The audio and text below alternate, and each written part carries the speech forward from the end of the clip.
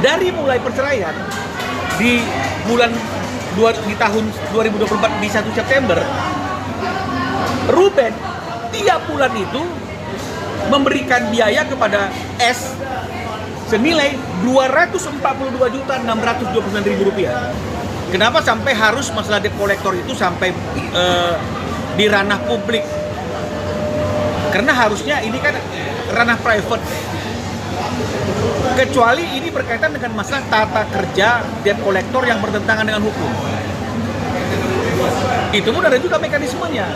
Tanpa harus kita me-announcer ke masyarakat bahwa kita baru saja didatangi debt collector. Kecuali memang ini adalah bentuk dan cara untuk memframing atau ingin patut diduga memojokkan klien kami bahwa dia dalam keadaan hari ini yang tidak mampu ekonomi atau lagi dalam keadaan yang lalai membayar kewajiban. Kalau memang itu tujuannya, meskipun kami percaya itu bukan, ini sangatlah tidak bijak sekali. Ya, itu yang pertama yang mau kami sampaikan. Yang kedua, menanggapi statement dari kuasa hukumnya S yang menyatakan bahwa sudah ada komunikasi dengan kami terkait dengan masalah kedatangan debt collector, dan kemudian kami menginformasikan bahwa mobilnya ada di bengkel dan dikatakan ini bukan masalah mobilnya ada di mana, tapi terkait dengan masalah kedatangan debt collector. Nah, ini juga kami perlu luruskan. Ya, pada suatu saat saya dihubungi oleh rekan saya Adinda Kris Samsewu, ya, yang merupakan kuasa hukumnya S, untuk menanyakan apakah saya sudah tahu ada persoalan atau ada masalah antara S dengan klien kami terkait dengan masalah debt collector. Karena memang itu belum pernah disampaikan oleh klien kami, ya saya mengatakan belum pernah diinformasikan. Setelah saya tanya klien saya, memang ada situasi yang seperti itu, dan perlu sebagai catatan, klien saya mengatakan itu sebenarnya jatuh temponya belum tiba. Jadi sangat aneh juga kalau sampai ada orang yang datang menagih sesuatu yang jatuh temponya belum tiba, belum ada terlambat yang sangat kelewatan batas, ya. Nah, dan klien saya juga mengatakan bahwa posisi mobil itu juga adanya di bengkel.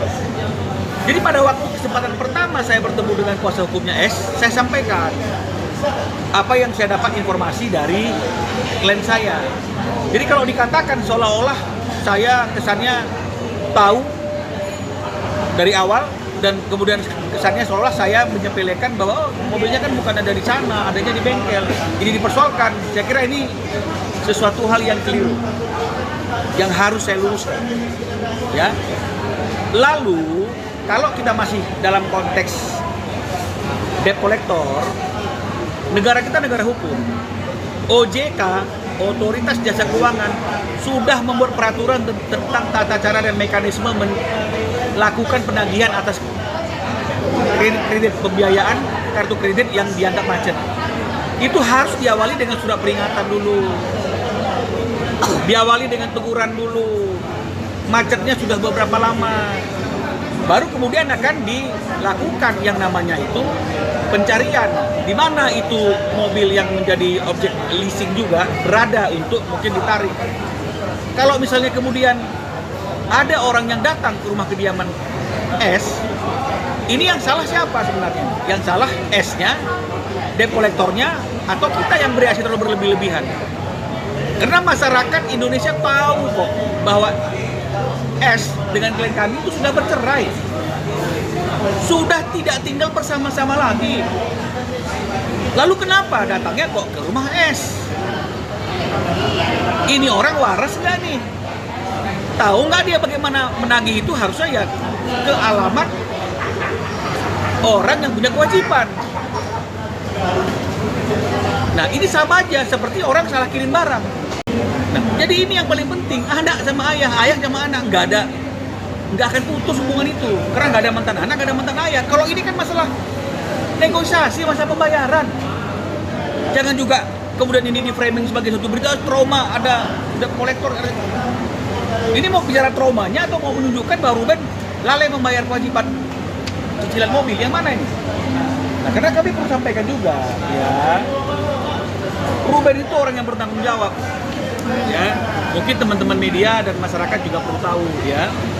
Yang saya ungkapkan ini bukanlah sesuatu hal yang ingin memojokkan siapapun, tapi ini fakta kebenaran yang harus disampaikan ya. Sejak klien kami bercerai dengan S ya, yang seharusnya kewajiban klien kami sebagai mantan suami terhadap anak-anaknya itu adalah uang pemeliharaan dan uang pendidikan. Betul ya? Banyak orang-orang yang ketika diberikan tanggung jawab kecil saja per bulannya untuk biaya pendidikan dan pemeliharaan nggak dilakukan, betul tidak? Tidak dilakukan karena tidak ada berat untuk melakukan eksekusinya, ya kan? Tapi kita boleh lihat teman-teman sekalian, dari mulai perceraian di tahun 2024 di 1 September, Ruben tiap bulan itu memberikan biaya kepada S senilai Rp242.629.000. Boleh diambil. Ini hasil chattingan. Udah bercerai ini posisinya. Apa kira-kira untuk cicilan mobil Ruben gak mau bertanggung jawab? Ini sudah bercerai. Kalau kita lihat di dalam perincian, apa sih rincian 242.629.000 ini? Ya. Bensin tol 68 juta. Boleh lihat nih.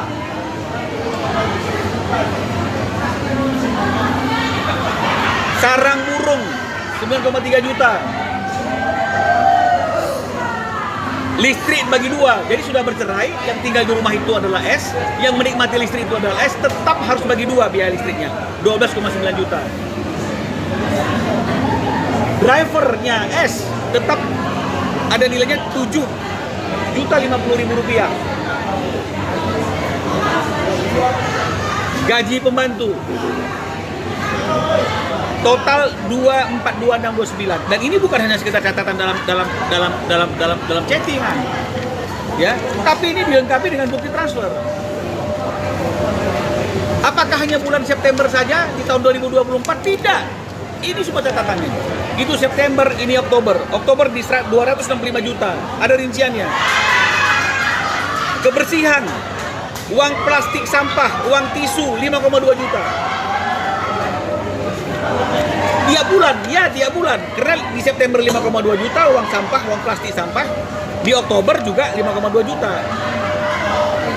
Terus, ini bukan mau apa-apa.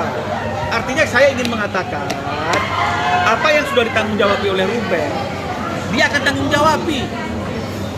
Kalau misalnya kemudian ada sedikit masalah terkait dengan masalah cash flow, yang saya mau sampaikan, siapa sih di negara ini yang tidak pernah mengalami pasang surut?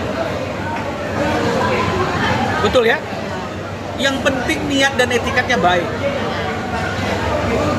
Yang penting cukup dijelaskan bahwa kalau memang yang bertanggung jawab adalah klien kami, katakan yang bertanggung jawab adalah klien kami, selesai. Tidak usah diomong-omongin seolah-olah tuh lihat tuh si RSO nggak mampu bayar cicilan loh, tiap bulan bayar seperti ini. Biarkan masyarakat yang menilai apakah seorang mantan suami masih bertanggung jawab atas seluruh biaya kehidupan rumah tangga si mantan, bukan hanya untuk anak, meskipun alasannya untuk anak.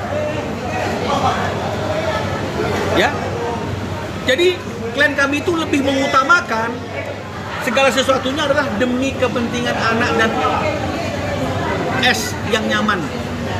Jadi kadang-kadang kepentingannya dia sendiri pun dia tunda. Apa kepentingannya dia tunda? Misalnya cicilan mobil Land Rover misalnya. Dan itu perlu dipertanyakan, apakah ada surat peringatan sehingga harus diserahkan kepada debt collector? Terus bagaimana cara penagihannya?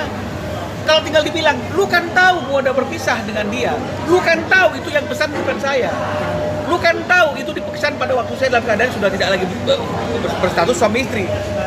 Selesai nggak? Download Tribun X sekarang, menghadirkan lokal menjadi Indonesia.